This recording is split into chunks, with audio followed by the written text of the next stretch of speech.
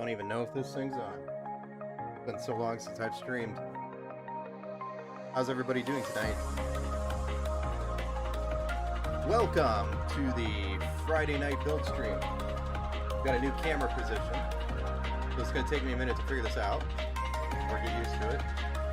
But it's kind of like over the shoulder type of view, but it is a Logitech Rally camera by Logitech, so it's supposed to be a really nice camera. Got a motor, I got a remote, so I can do some cool things with it. Like that, for example. Didn't actually need to do that, but a lot of cool things I can do with this thing. Should make streaming a little bit easier. I can do different camera positions.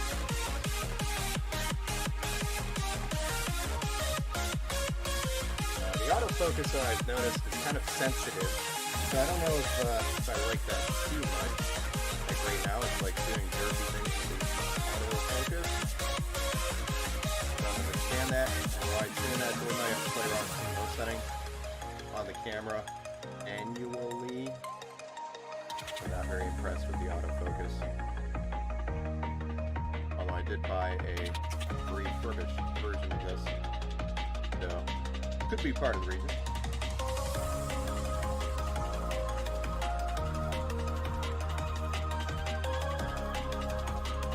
Cameras are like $1,000. They're not cheap. They're super not cheap. Anyway, so tonight we're building a pretty quick build here.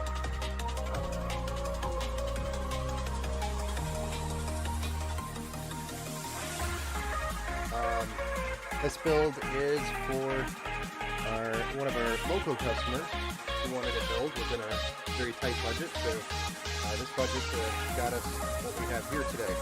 So today, right off the bat, is actually supposed to be an Intel i3 on the budget, but I ended up scooping up a Ryzen 5 4500,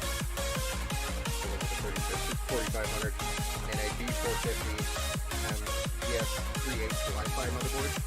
This motherboard is good because it's got all of your standard AM4 features that you'll need. You can run all the way up to 5000 series if you wanted to, and also has Wi-Fi built into it and Bluetooth. So it's a great board to start out with if you are tight on a budget, because I think it's like an $80 board on Amazon, somewhere in that price range. You can also get it at Micro Center for maybe a little bit cheaper. But for the most part, this board is super nice. For anybody on a tight budget that wants a gaming PC, I really wouldn't run much more than a Ryzen 7 on it though, just because of the VRMs. But I think a Ryzen 5 on this board is a great combination, especially for the budget that we were starting out with. So great budget option, these two, the pair. The 4500, I'm not always like super. It's basically a 3600, but without PCIe 4, is what it comes down to. So it's got the 6 threads and 12, 6 cores and 12 threads. Boosts up to, I think, 4.1 gigahertz, and then it's your standard Ryzen 5. But it's a lot better than an i3 on a B560 motherboard, which is what we were going to go with. This combination just gives them more that you can upgrade to if you wanted in the future. We're going to be cooling it with a Assassin X120R SE by Thermal Right. This is not the first time I've used this cooler. I've used it a few times in the past. I really liked them. They're very budget-friendly coolers, but they do a really good job cooling the CPU, so it's very impressive for the money you're paying. It's a good value. It also has the 120mm fan, which is PWM, and also the addressable RGB on there that everybody loves. So it's a great cooler for any budget builder out there if you're doing a budget build. This is a 1TB M.2 SSD by Silicon Tower. It's a great SSD if you are, again, doing a tighter budget build. You're trying to get maximum value out of this build. So this gives him 1,000 gigabytes of space or a terabyte of storage, which is going to hold all of his latest, or all the latest games. You know, so seeing as how Warzone pretty much takes up half of a 200 gigabytes. It was fully installed, but it's not even that big. I think it's like 100. But if you're, just to give you an idea, it's 1/10 of the entire drive. But you also have Windows on there, and then drivers, and it really adds up. So with Call of Duty and Windows, you're probably looking at almost a quarter of the drive being used up after all of that. So 1 terabyte is pretty much a must today, especially if you want a few games on your PC. So I highly recommend the 1 terabyte. And this M.2, it's not Gen 4, but it's Gen 3, and it's more than enough fast to handle any of today's titles and make it super snappy. So the boot up times on the PC are going to be super quick, and the load times for any of his games are going to be super fast, regardless. You don't notice that big of a difference between Gen 3 and Gen 4 in load times. You will notice a little bit, but not anything super crazy. At least that's my experience while testing the difference between the two. There isn't really that much of a difference. Really, the time or the benefits with Gen 4 is with your photo editing or 4K video editing or higher video files that you're working with, moving them around or copying or editing. The Gen 4 SSD, that's where you really see the benefit. So really when you're moving a lot of data with large data. And then the RAM, we did a Silicon Power kit. This is a Zenith RGB kit. It's DDR4 3200 megahertz at 16 gigabytes. Two 8 gig sticks at 1600 or 3200 megahertz. So great stick. It has the RGB on it. The video card is a Zotac Gaming GTX 1660 Super. And I believe also on the invoice we did go with the Super. So perfect. And then the power supply, we're doing a 500 watt Cyberon power supply. This is 80 plus bronze. It's got black cables on it. It looks nice. Quality power supply for the $40 range, which is actually pretty high for a 500 watt power supply these days. Normally, a 500 watt power supply you'll see more in the $30 range, but power supplies in general cost more in price by quite a bit. I'd say anywhere from 10 to 15, in some cases even like 25% higher than what they normally are. So, fortunately, the power supply prices are out there now. So, outside of that, we are building in a Montech Air 100 case. This is a great budget case, especially if you can get it at the almost manufacturer price. Amazon has these for like 80 bucks. We don't pay $80 for these. We can get them for a lot cheaper. So what we're selling on Amazon is making bank, but you have to also factor in the cost of shipping on Amazon for that. They aren't charging for shipping if you have an Amazon account, so therefore they have to recoup some of that cost somehow. So when you're purchasing on Amazon for anything, always keep that in mind. You're probably paying for shipping in the product price. And then this case right here is great because it's got 3 fans in the front already included, addressable RGB 120mm, and also another 120mm addressable RGB fan in the back. So it's a great case to start out with. It's got the mesh front. It has 240mm radiator support on the top if you need to, and there is space in there. It does have the gap, so there is space for a 240mm radiator at the top, and it's also got a door glass panel. This is actually a door. Hinge tempered glass. This is your top filter, which throw that in the box. And it's a micro ATX tower, but overall just a super, I'd say this is probably the best valued micro ATX case out there today.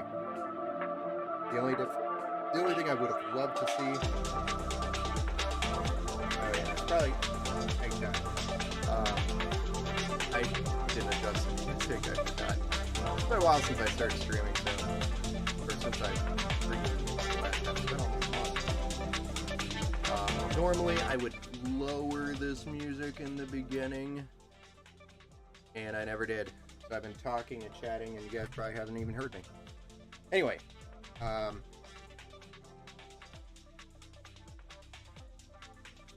this is probably the best overall value micro ATX case, and the one thing I would like to see them change is make the fans or provide PWM fans. I'm sure there's not much additional cost for them to do that, and it would add a little bit more value to the case, though already it's probably the best price or best bang for your buck case that you can get right now. So anyway, let's go ahead and get started with the build. We're going to start by getting the motherboard, CPU, SSD, RAM, and the cooler installed, and then we'll come back around to the power supply, graphics card, and the case afterwards. So how is everybody's evening tonight? How's everybody doing?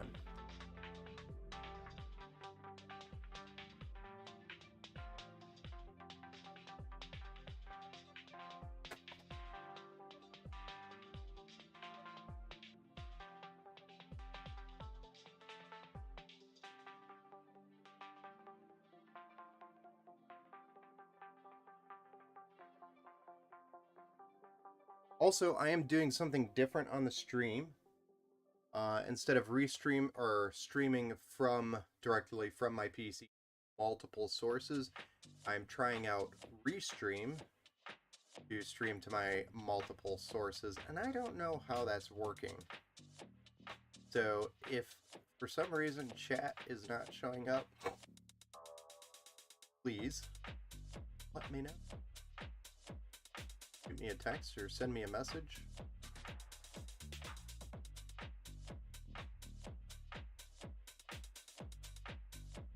You know, all the above.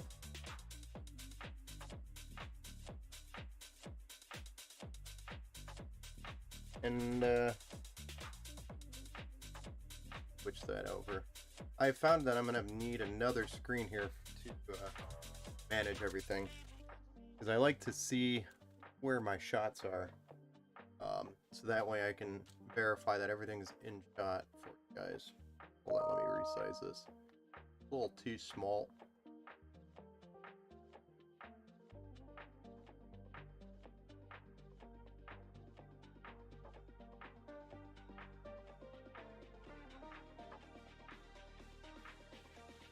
That was interesting.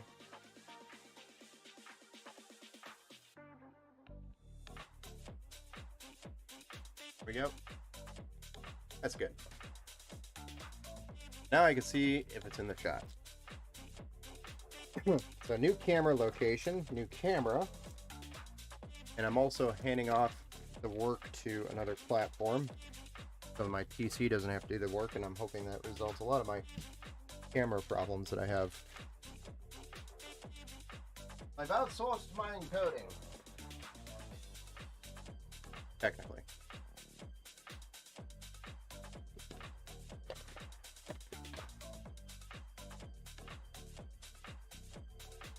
This is our Ryzen 5. It does come with a stock cooler, which is the AMD Stealth. But we're not going to use that. We're going to use Assassin, not the Stealth. It's kind of funny that all these coolers have those names, like Stealth and Assassin, and like I don't think they're killing anything. Never really understood the naming convention on coolers. ID Cooling does one that's really good. It's called the Zoom Flow. So it's flow, Zoom Flow, very fast flow.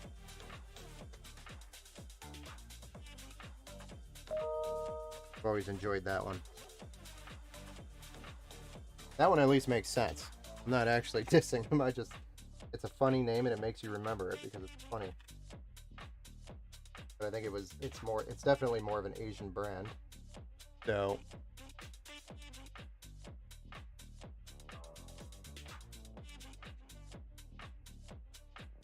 Asian brand crossed over to the US. That's by ID Cooling. Good brand, actually. I use them a lot. Not had any trouble with them. I've never had any other coolers die. I have had one bad out of the box brand new, but I've never had one fail. So far, so good after 3 years of using them. I'm also using their product in my personal PC because I'm a man who likes to experience the same skill that I'm selling or building. Want to know the experience. Grow my trust in the brand.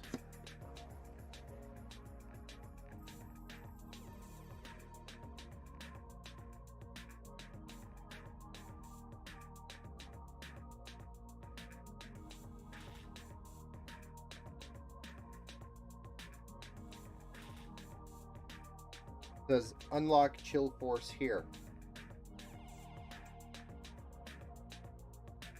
Unlock the chill force. So apparently we're going to unlock chill force level.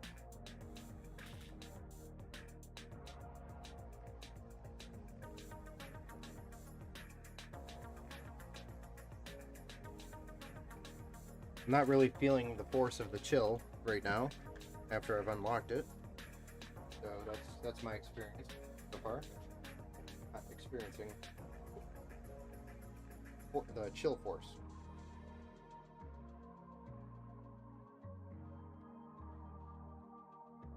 But alright, here's our cooler by Thermal Right, the standard aluminum power air cooler with 4 heat pipes. 4, and they're in a U-shape. U-shape copper pipes hit the bottom here, direct contact, which is cool. Then we have our 120mm fan.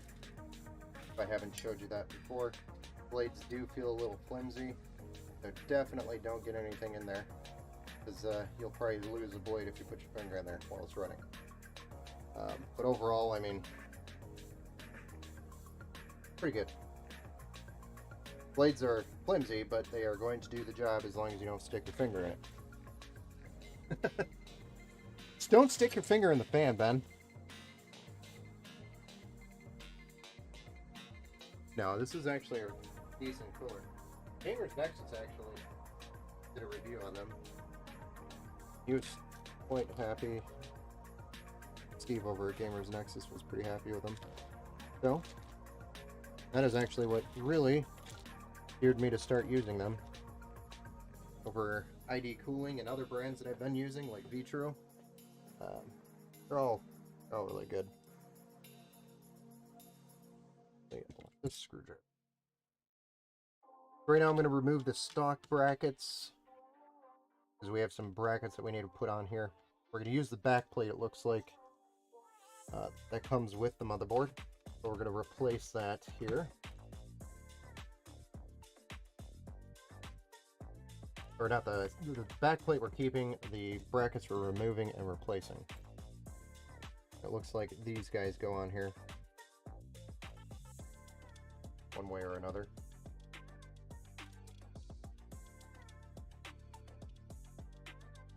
Really, the outside? Kind of far. But the screws are nicely labeled in a package for AM4 or AM5, which is what we're using. That simplifies the process of installation here. I actually might not even need to look at the instructions this go around because they're labeled.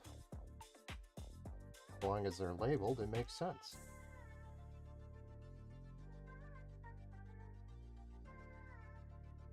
That's bracket 1.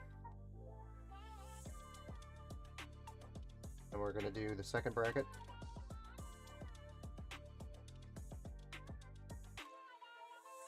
Then we'll apply our thermal paste and slap this cooler on the CPU.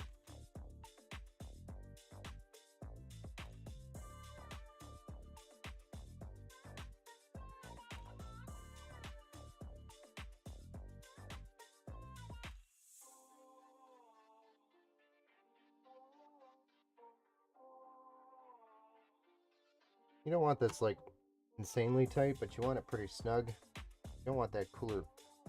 You want it tight. Tight, but... Alright, so they do provide thermal paste. EF4 thermal paste by Thermal Right. But we are going to be using Thermal Grizzly. Like always.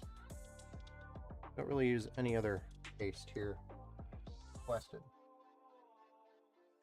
This stuff lasts a long time.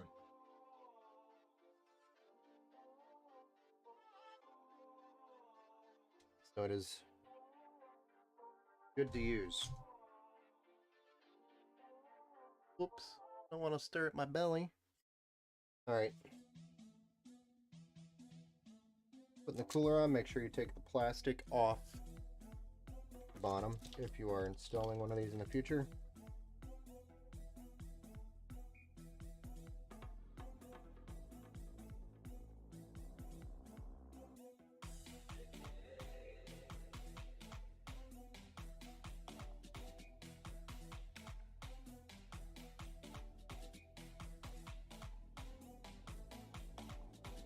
Doesn't take much pressure for it to bite the studs that are sticking off these brackets through or onto brackets.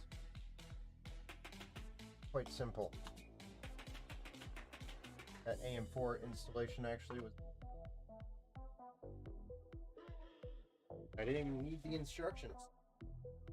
That's what impresses me.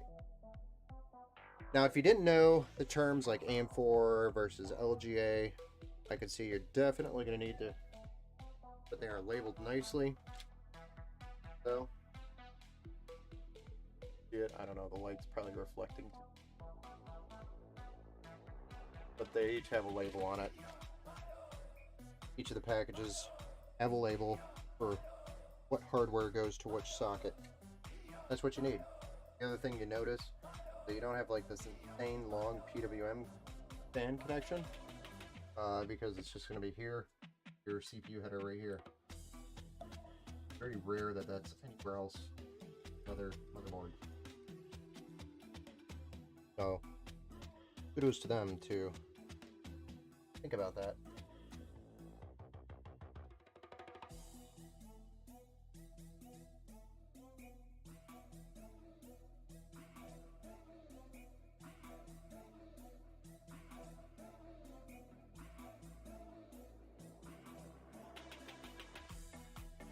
And then it's just wire clips to mount the fan cooler.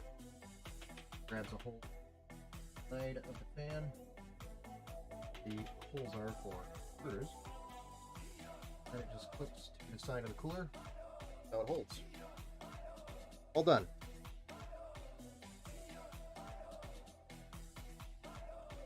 We have the cooler installed, along with SSD and the 15 gigs of RAM. All that's good to go. I'm gonna move this stuff out of my way slightly. Let's get the case.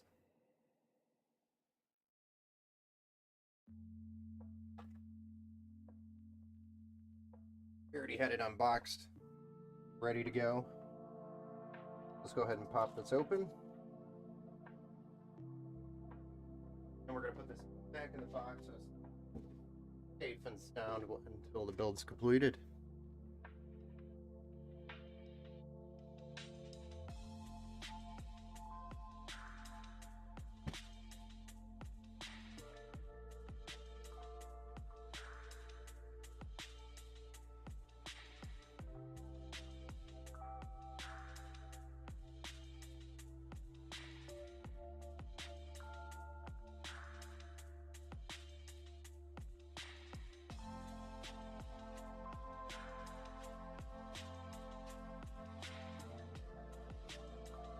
Hold on a second.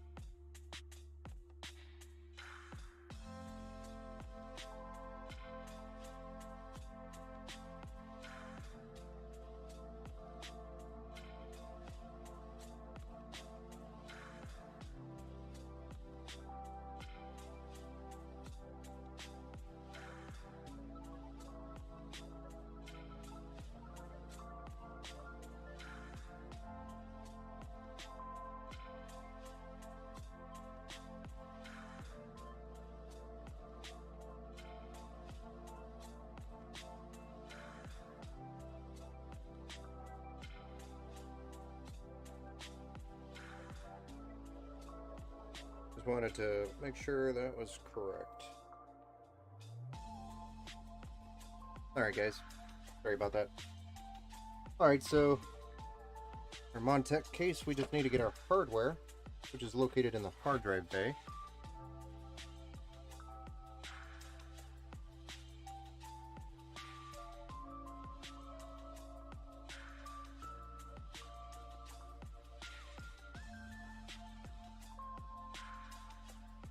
This case also has the addressable RGB hub, which I think is pretty nifty. Connected to the reset switch, so you can control the RGB from the reset switch if you wanted to. A little bit nice having a couple of different options available. But, you know, I don't normally use the reset switch. I'll just use the software for control of the motherboard sync. Alright, so let's flip it back over, put our I/O panel in, for the back of the motherboard. This is just for aesthetics, but it does or can help airflow, static pressure, if you're having an issue with the pressure bleeding out. God damn.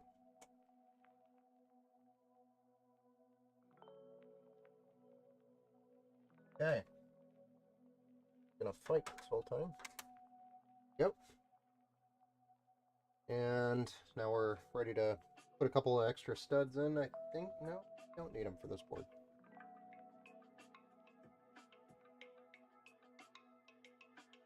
This board is just pretty much ready to go in. Oh. Sometimes it doesn't line up. There we go.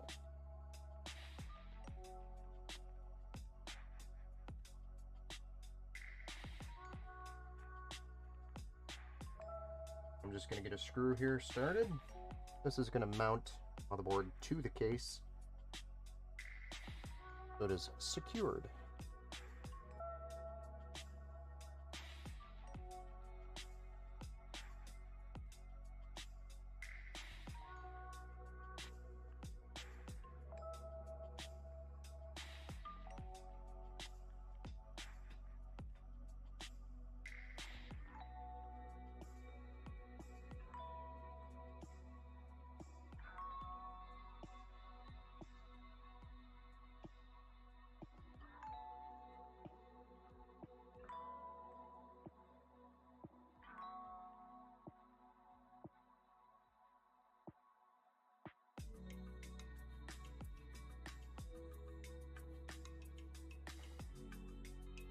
Alright, so all the screws are in.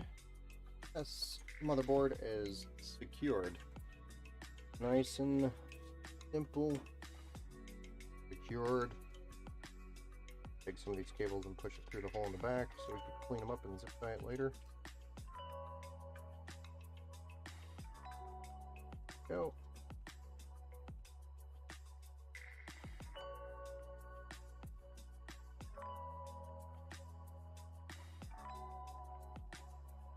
Stop fighting me, sure. Rude. Alright.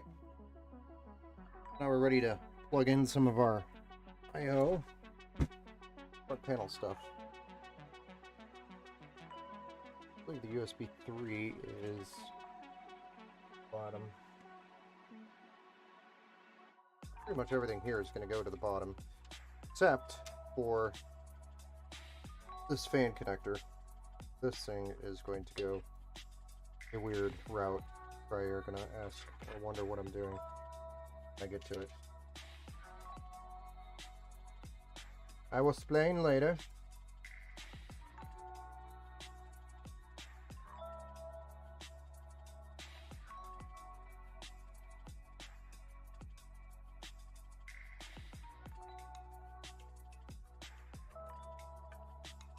Really, the short answer is because there's only one PWM downside to the board. There's only one PWM connection on the board. Case fans. There aren't PWM fans, but it still has a DC connection, which we could use. right? So that's the downside. And the location of it. I'll show you here in just a moment. The location of it, probably the shittiest part. This is why I... But anyway, not dissing Gigabyte. Some of their decisions. Some of their decisions.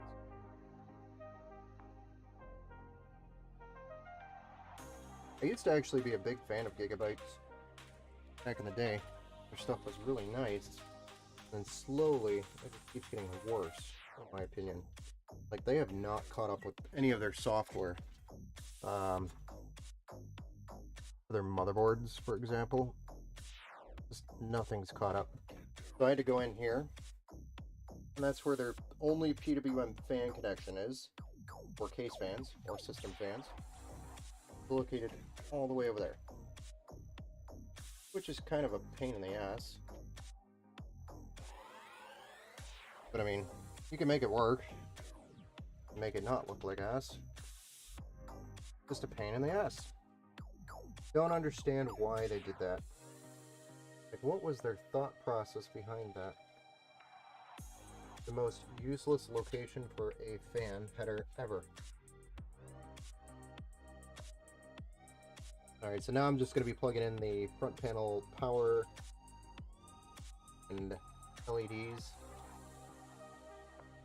Those done. There. That I really can't get you a better view than what you're seeing right now. I gotta lay it flat to get to these. And also see what I'm doing. But for the most part, it's almost the same on every motherboard now. Don't know why case manufacturers, and I keep saying this, have not decided to just make a single connection block, because these connections have not changed on any of these motherboards in years. I mean, I'm talking like 10 plus years. Been the same pin layout for like 10 plus years. I don't know why they still make cases with the way they do, where it's individual pin connections.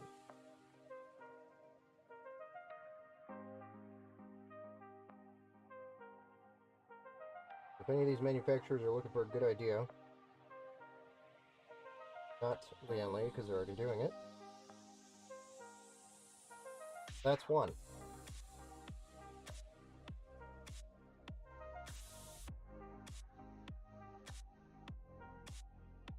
Doesn't take much to put a bunch of pins on a piece of plastic.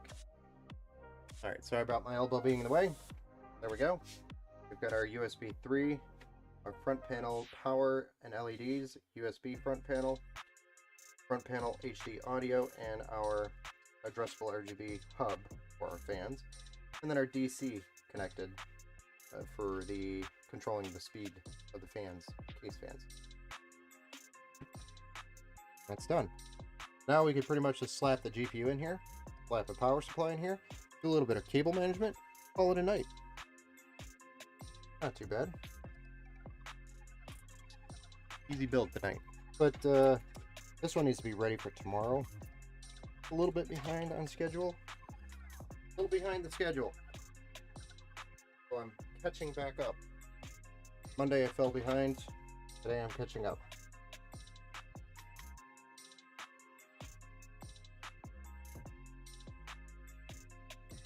This is a GTX 1660 Super that fit in our budget for the build. A great card for 1080p. Got 6 gigs of DDR6, 192-bit.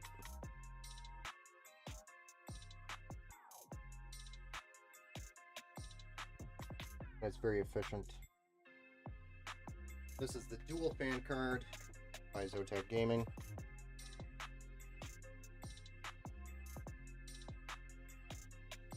But it's compact enough. It's just a nice, it's a decent card for the price. Really can't get performance and the price. I think we got it at $150 brand new. So that's for GTX 1662. Power supply. Do this 500 watt power supply.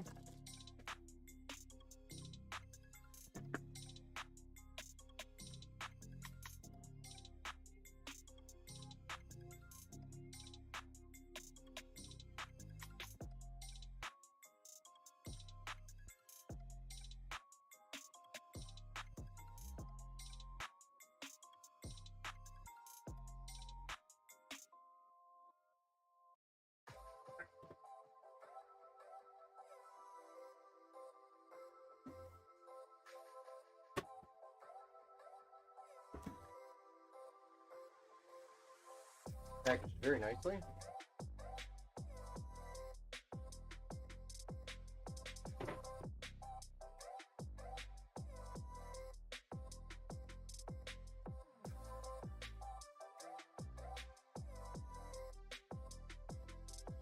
And this is what I was talking about, is nice cables.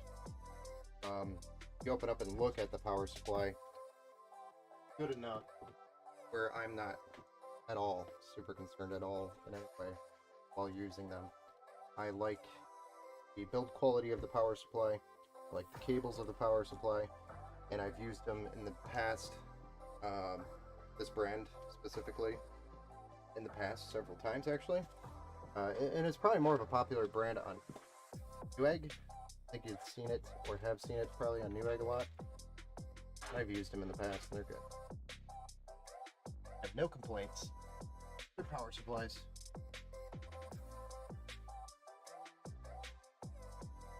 I think it was like $42 is what we got it for.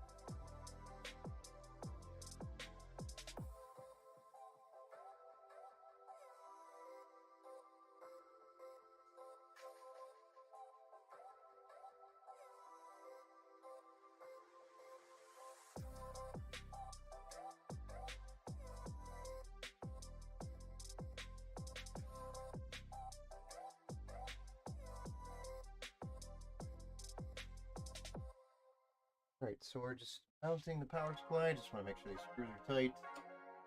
Then we will then cable management. Wire it up for its first time. Its first voyage.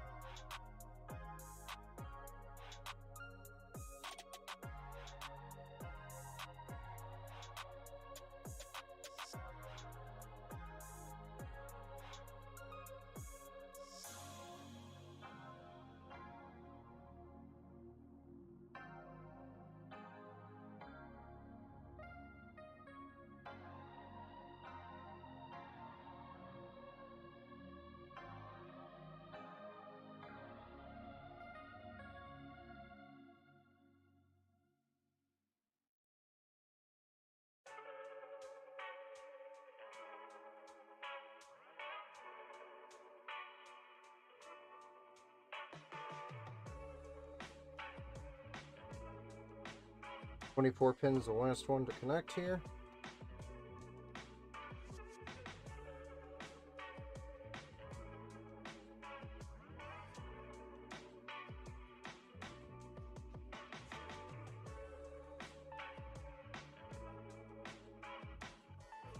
We're golden.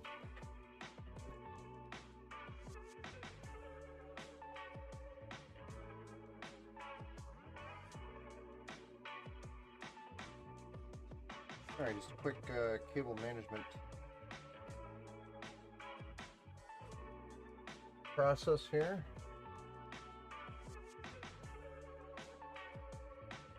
Case is actually really easy to make cables in. Simple. Super simple to with cable management. Hey, what's up, Brett Shot? What's the build today? This is a AMD Ryzen 5 build that I've been actually trying to do the last day and a half. Been sidetracked, couldn't stream it. I promised I would stream it, so Ryzen 5, 4500, 16 gigs of RAM, 1 terabyte SSD, and GTX 1660 Super with a Thermalright Assassin RGB cooler, power air cooler, and the what is it? 500 watt power supply. It's a decent build, especially for the price we got it at. We built this thing at a really nice price. Prices on parts are down, except for really just power supplies. Power supplies are the only thing that's still up. And newer GPU, obviously, but for the most part, prices are coming down. So now's a good time to buy. Anyway, tomorrow I've actually got a bunch of crazy builds going on, such as this pink and white one back here. That one I was supposed to build weekend, but again, we had some stuff going on, so. And later in the week, we also have a Phoenix, a custom painted case that I posted, that build. Got another couple of builds back here as well. So, a lot of cool builds going this week. I will be streaming all of those. But tomorrow, I will have probably a couple of builds going. I will be streaming earlier rather than later. Trying to start streaming early. I don't really know what the best time is for everybody if they wanted to stop in and watch. Like, when would they want to watch PC build?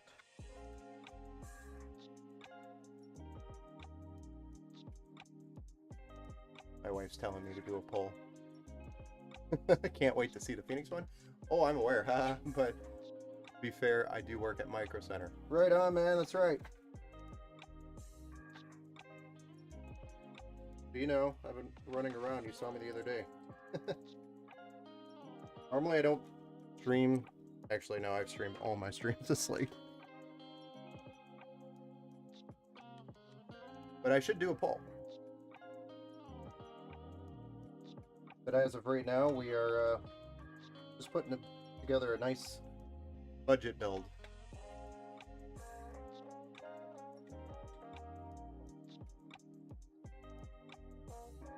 Entry-level PC is going to be enjoying.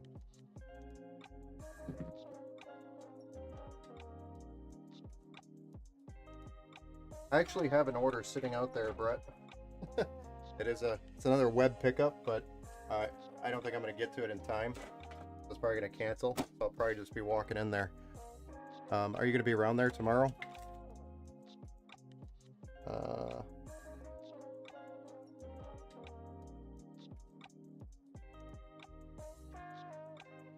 Yeah, Phoenix build is super tight. It's a classy red, orange, black in the Corsair 7000D full airflow. So it's a great case. I really love painting that case because there's so many modular components that come off the the frame of the case. 2 to 11. Awesome. I'll probably see you then, sometime in between. Somewhere in there. I'll try to swing by after too. But the Corsair 7000D Airflow is really nice for painting because it's so modular. You can take the mesh panels off, you can take the rails off, you can take pretty much everything and strip it down to bare bone and just paint individual components, which makes painting it a lot easier, and then you can get better results. So if I want, for example, the chassis to be one primary color, in that case we left it black, and then the rest of it mixing in different colors, very easy to do. I really like painting that case. I'm gonna need those. Alright, so let's clean up some of these screws, plug it in and fire it up, see what it does. Let's see if it has life. I actually haven't streamed in over probably about a month. So I've been just so backed up. Back to streaming right now. Sounds good. I sent you a text later that night, so should have my number. Yes, I did see it. I'm sorry, I just haven't gotten a chance to respond. I'm that guy.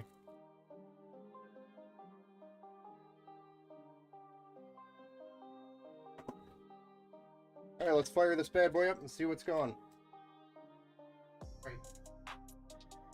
Great, tight.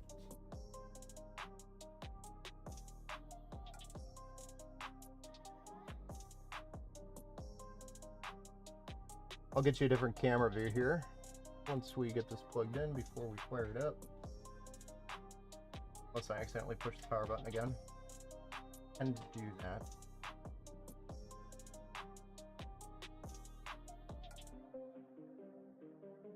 And we'll see if we have the post.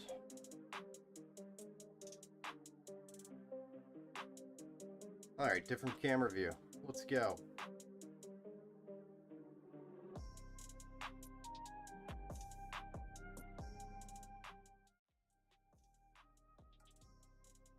There you go. Now you can see the front and kind of the side, I guess.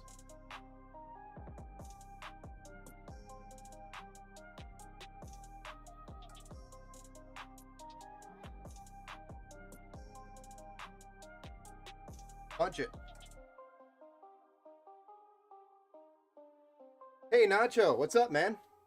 Hey dude, what am I building tonight? I'm building a entry-level gaming PC. So Ryzen 5, 16 gigs of DDR4 RAM, 1 terabyte M.2 SSD, and GTX 1660 Super in a Montech case. But I think I forgot to plug the SATA power in for the RGB hub. Which is why the fans aren't on. Actually, no, I did that. As soon as I saw the fans weren't turning on, I was like, derp. Actually, I forgot to plug something in.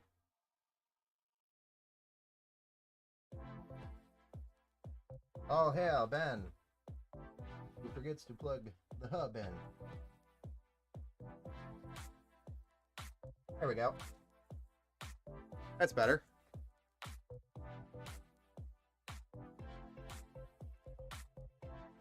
How's your night going, man?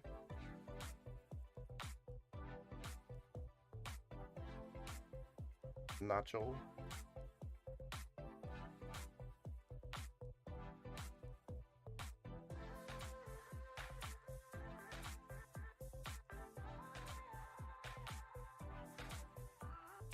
So it is running the Gigabyte Orange.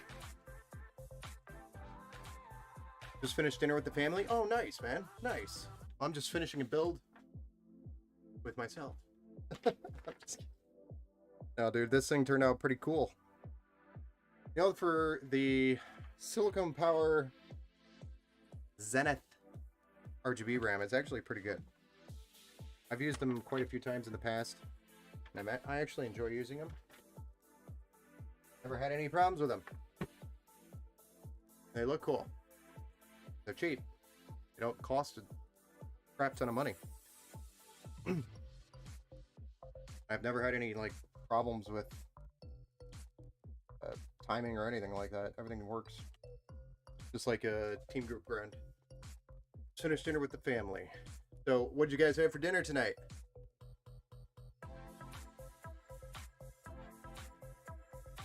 They didn't want the AMD card. 1660 Super was cheaper than the RX 6600. That's a good question. The 1660 Super we got for 150, but they did request NVIDIA non-AMD. So in the build request, I think our budget was like 600 bucks or less than, something like that. Yeah, around 600. 1 hour build. 1 hour to build that, and I was washing dish and meal prepping the whole time. I'm sad. I'm sorry, man. Well, I've got more builds to do tomorrow, so I will be doing 2 more builds tomorrow on stream. I'm gonna yell into the mic here as I'm leaning in to plug this USB stick in. But I've got 2 more builds to do tomorrow, and then I also have the Phoenix build. I'm just waiting on the tempered glass etching to finish.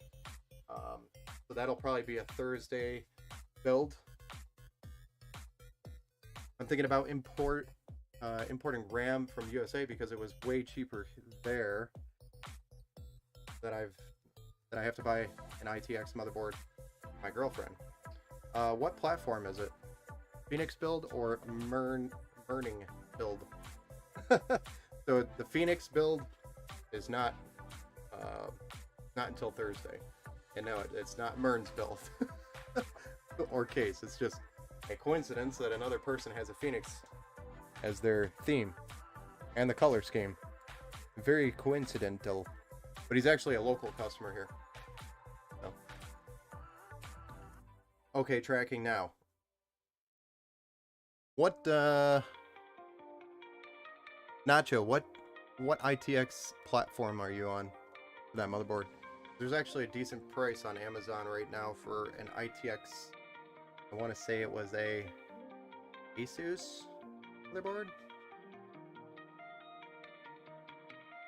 I think it was a 500 series on Intel, like a 590 or a 560, something like that.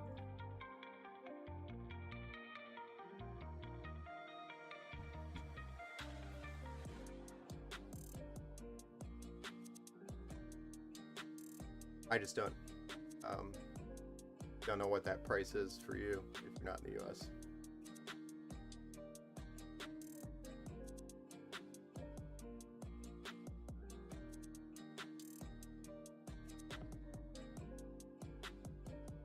Well, right now I'm just installing Windows. So anyway, guys, that's it for the stream.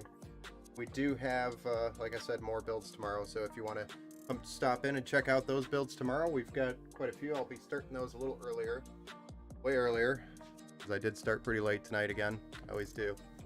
13th gen Intel. Personally, go with AMD, but she a lot of design programs, and Intel has more optimization for those. That is correct.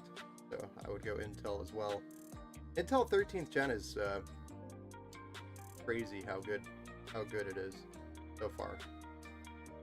I wish they would work out some of their XMP issues that they're still having, but outside of that, I mean, the Intel platform's great. It's a great platform. Yeah, I don't know of any like great deals on ITX motherboards for the 700 series chipset.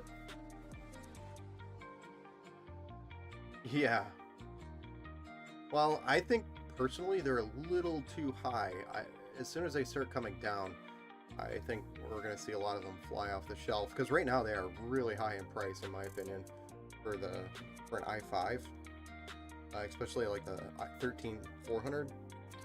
But I mean, if you want real bang for your buck, the 13600, I think it is 13600K, that has more horsepower than like your 11th and 10th generation i7. So that'll boggle your mind a little bit. Think about it. And it's right now, I think it's actually still more expensive than the last gen i7, like 11th and 12th. I think well, 12th is probably still more expensive. but I've seen a lot of deals lately on 12th gen and pairing that with like a Gigabyte 690 motherboard. I've seen a lot of that because Gigabyte's trying to get rid of their boards and Intel's trying to get rid of their 12th gen stock. So a lot of deals going on. Micro Center has actually got a pretty good deal right now on an i7 and, well, 690 motherboard, 12th gen i7, and 16 gigs of DDR4 RAM. It's a D4 motherboard, and I think that's like $340 right now. It's insane how good of a deal that is. Waiting for cheaper DDR5 memory. Upgrade my 10900 to a 13900. I mean, DDR5 has come down in price. Like 32 gigs you can get for like 120 bucks, which isn't far off of what DDR4 was about 3 or 4 months ago. So it's actually, prices on DDR5 is pretty good. 350. Brett, I was close. I'm just not the biggest fan of the Gigabyte boards. The only time I really use the big Gigabyte boards is when they're in that bundle, and it hurts me to use them. I just wish Gigabyte would clean up their software. Their software is just so blah. I used to be a huge Gigabyte fan way back in the day, like first gen Intel CPUs. I was like Gigabyte fan. But they just haven't updated or changed anything. It's just been the same thing. Like with Asus, I can install an Asus board. Asus Armory crate pops up and I say, yes, install, click. And then I just go into tools and then there's drivers and it's easy. It's just so easy to manage and maintain your motherboard with Asus or MSI software versus Gigabyte. And then it's easy to show people how to do that after I give them a walkthrough of their PC and say, here's your maintenance and blah, blah, blah. Yeah, agreed. 100%. It's just,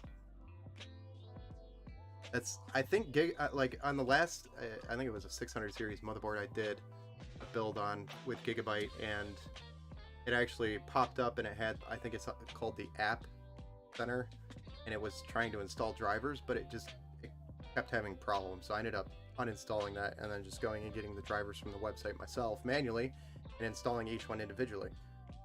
But, you know, it doesn't take that much time to do it. It's just, if you don't know what you're doing when you're building, a first-time experience builder, I'm going to always recommend Asus over Gigabyte or even MSI because of how simple it is for a first-time builder.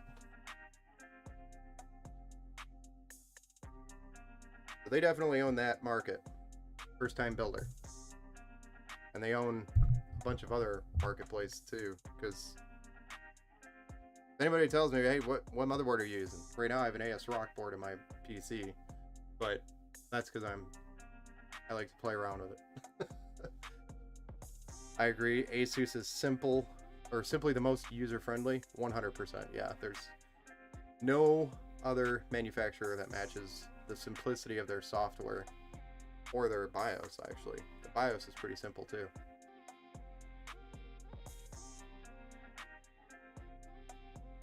Yeah, but I'm rocking 64 gigs and can't live without that amount. Got it.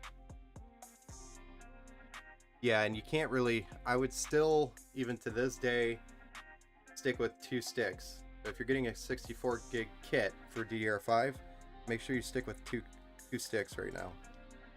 We're still seeing DDR5 problems when you're using 4 sticks when trying to achieve higher speeds.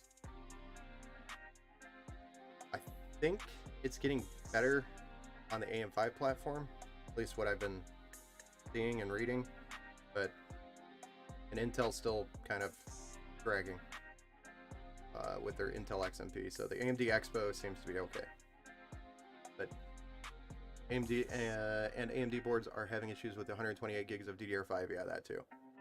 I've actually ran into that. And by issue, I mean it doesn't work. Yes, no, it doesn't work. I've ran into that. We ended up just going 64 gigs and just calling it a day and moving on. And then we actually ended up later built another rig but it was AM4 platform with 128 gigs, and it ran fine because he needed the RAM. He was doing some rendering for NFT rendering, but he needed it to go fast. So he's very impatient. Gotcha. Yeah, it's like when you do a lot of PC like custom builds, you get a lot of weird, not I guess weird, but you learn a lot about different things you're doing or people are doing with PCs. So I've had multiple people come to me for custom builds for stock day trading because they want like 6 screens or 8 screens and they don't know how to get it all to work. And so we do a build and get a decent enough card to handle the screens and whatnot. So it's just, or you get somebody that does a lot of NFT design work, or you get somebody that's doing like 3D modeling for businesses where all they do is they design logos and stuff specific to, or even like commercials, or design like this other guy I was working with. He designs a basically a room that showcases a product and then renders it so that they can see the product in kind of live action, but it's not really even, the product hasn't even been created yet. So, so it's just kind of like a quick show and tell of the product and what it would kind of look like. I don't know, an example, I guess. I'm drawing a blank on my words right now.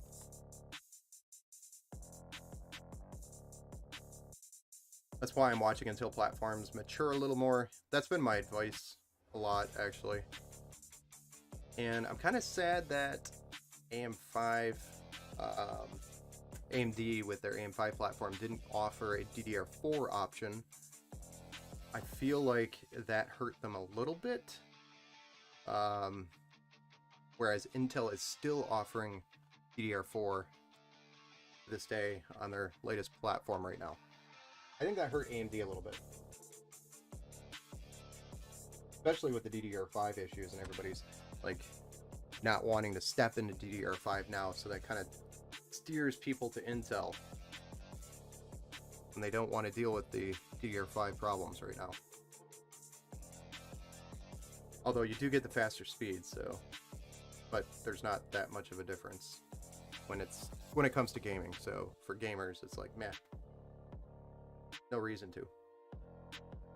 The reason then why they don't offer DDR4 AM5 is because of the Zen 4 chipset. I know, but they could have probably figured something out that I believe in firmly. Hey, Agent Smith, what's up, man? How's it going? Because of the Zen 4 chipset and it doesn't work properly with DDR4. Now I get it, but I feel like they could have done something with that and made it work. If they had tried. I think they just decided, nah, it's time to go to DDR5 and let's just beat Intel to the gun. And just start adopting DDR5. What AM5 did help with is all the AM5 users started buying DDR5 RAM, and that actually started helping us lower the price, I think, in the cycle. Probably, but they have said they don't plan on releasing. Oh yeah, no, I don't think they're going to. Definitely not. But I think that hurt them a little bit, is all I'm saying, is if they had a DDR4 option, if they worked on it and figured it out, maybe there was a way that they could have done it. I don't know. I'm just talking out of my ass right now for that, but I assume that they probably could have made something work.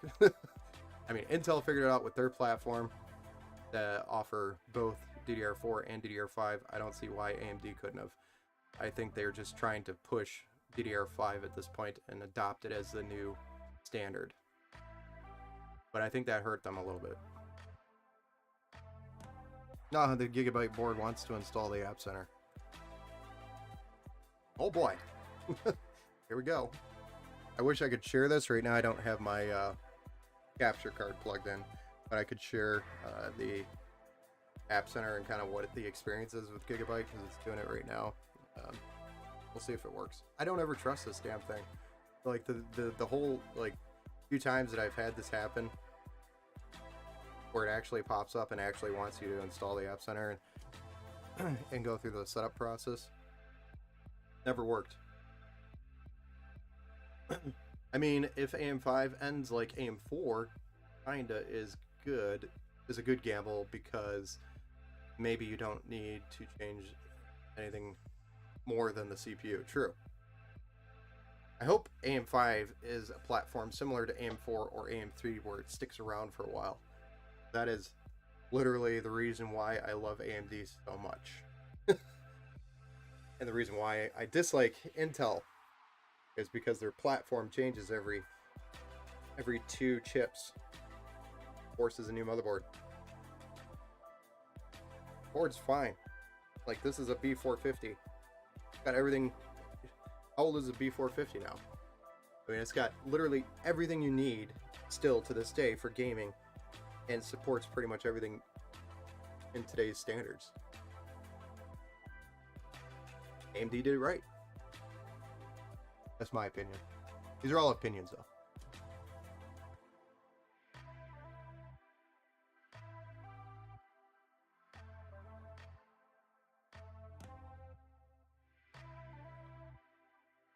And they don't update to AM6.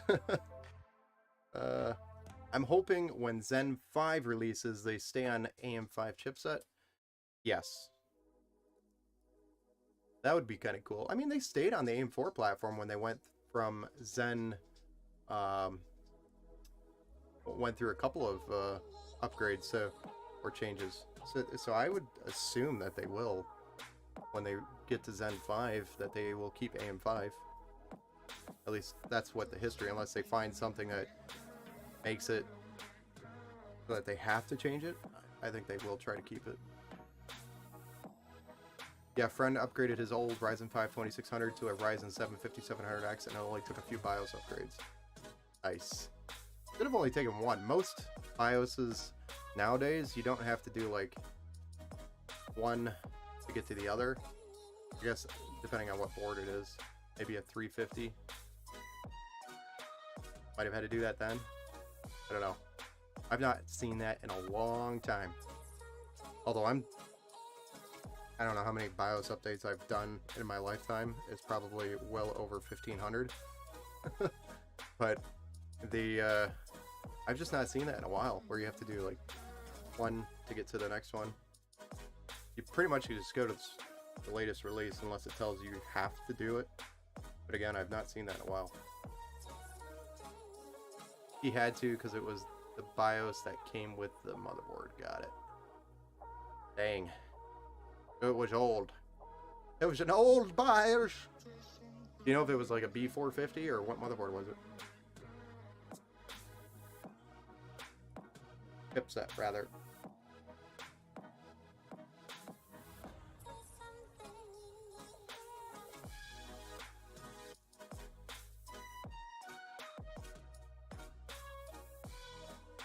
So it's installing the App Center is currently installing the drivers. I'm kind of concerned. It really doesn't give you like any info on the status other than installing and waiting for download. And then a little black window pops up later that shows it's doing something. But again, it doesn't really give you the status of what's going on or how long it has left. It's just an endless loop. D450 Tomahawk. That was a great board. I was a big fan of the Tomahawk. I stopped using the Tomahawk when the Edge was pretty much the same price as the Tomahawk in the 550 or X570. Once the Tomahawk was pretty much the same price as the Edge, I was like, the hell with the Tomahawk. It's like the same freaking price as the Edge, and I'd rather use the Edge. Didn't really understand that, because the Tomahawk used to be less, I think, than the Edge. It was like the Tomahawk, the Edge, the Carbon, and it went up to like the Ace or Unify, I guess, was the new one that they released, and then it went up to the Ace and what else? godlike.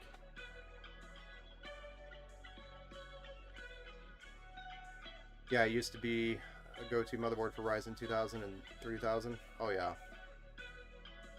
I did a lot of AS rock boards during like the B450, like 2000, 3000 era. AS rock boards were rocking it. But again, AS rock software.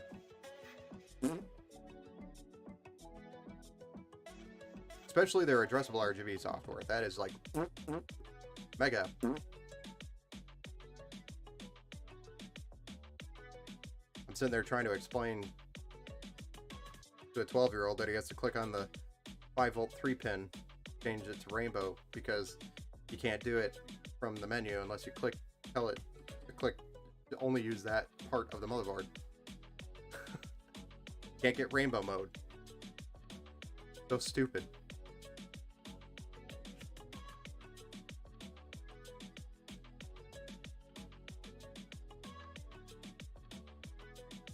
So the Gigabyte App Center couldn't install the Wi-Fi or the Bluetooth driver. Probably because Windows already installed one. Fuck the App Center. Excuse my language.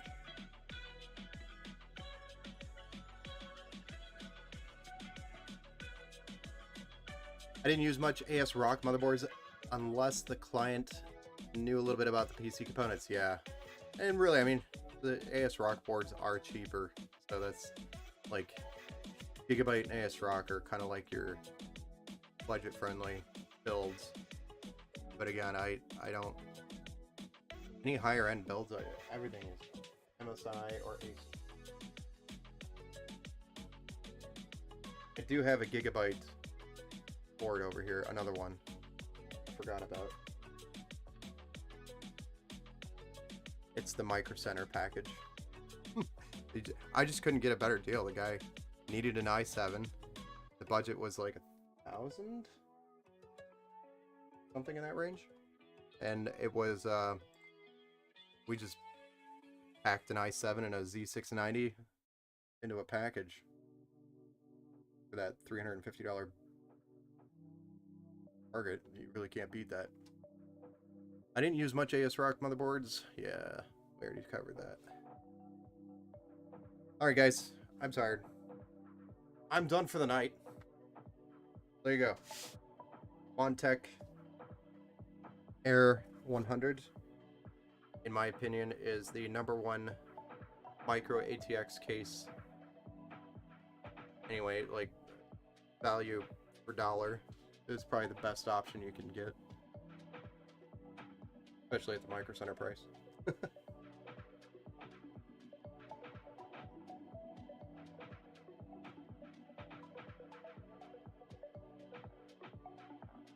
Because to my AS Rock always has been the motherboards for enthusiasts, especially, yes, the Diag model.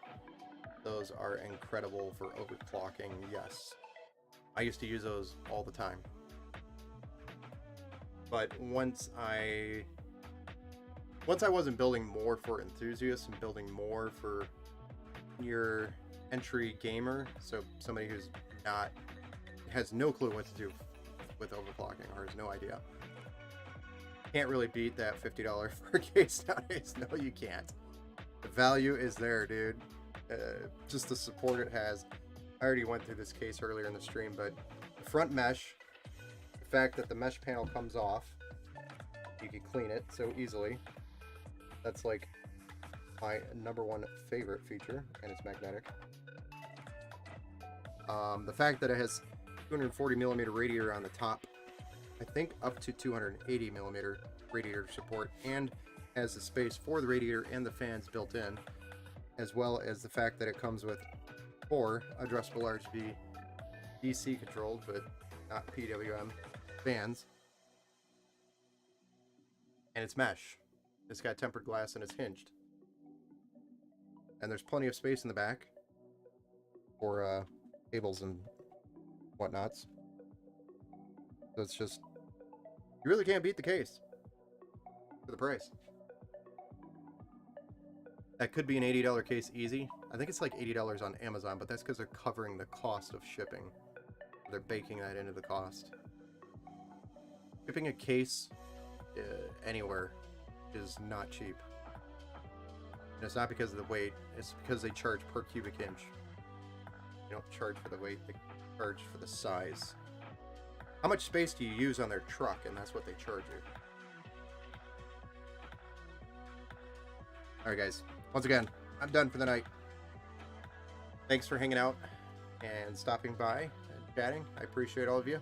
We're going to be online tomorrow, so have a good evening, and make sure you stop in tomorrow. See you later, guys.